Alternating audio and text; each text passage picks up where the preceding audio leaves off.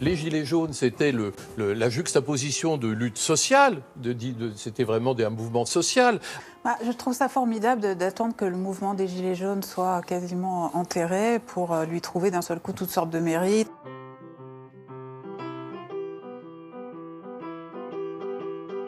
On voit plutôt un phénomène de juxtaposition, c'est comme des gens qui sont dans des couloirs parallèles.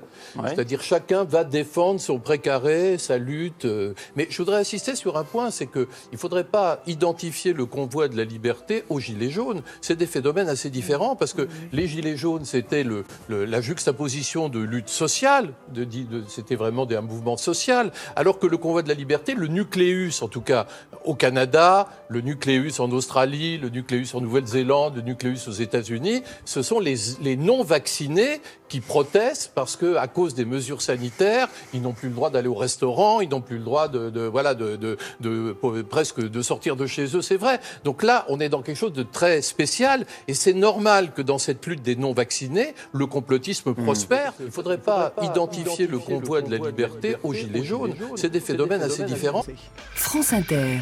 Vous avez raison de le souligner, Laurent, les Gilets jaunes, ou du moins certains d'entre eux, sont apparemment intoxiqués par les théories du complot. Parce que le complotisme vient vous expliquer qu'il y a une dictature mondiale qui se met en route, que le vaccin, c'est un moyen de nous contrôler, que les mesures sanitaires qui sont prises par les différents pays démocratiques sont des mesures de type fasciste qui visent à contrôler les populations. On est, à mon avis, dans un délire complotiste, alors qu'on est face à une épidémie et qu'il faut bien répondre à une épidémie.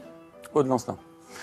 Je trouve ça formidable d'attendre que le mouvement des Gilets jaunes soit quasiment enterré pour lui trouver d'un seul coup toutes sortes de mérites, reconnaître que c'était une véritable lutte extrêmement légitime pour la justice sociale.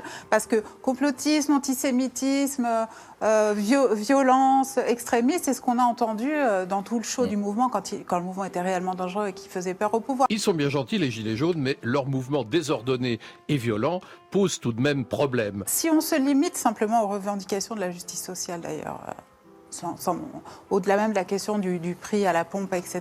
Et la question antidémocratique qui a été évoquée. Le mouvement des Gilets jaunes, c'est pas seulement ça. C'est aussi une volonté de retrouver la discussion, le contact réel, de retrouver l'agora, de se rencontrer à nouveau, de croiser le regard des gens à nouveau sur les ronds-points. Moi, ça m'a été dit des centaines de fois.